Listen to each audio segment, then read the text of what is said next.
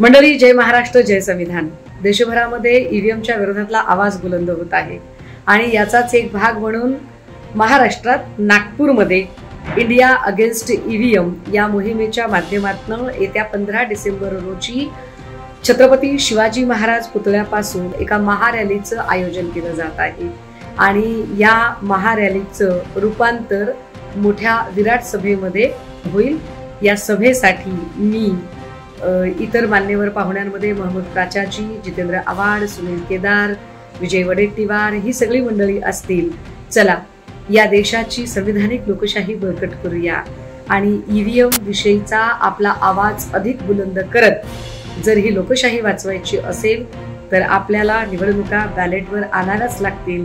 यासाठी आग्रही राहूया. भेटूया 15 डिसेंबरला दुपारी 12 वाजता नागपूर येथे. थँक्यू.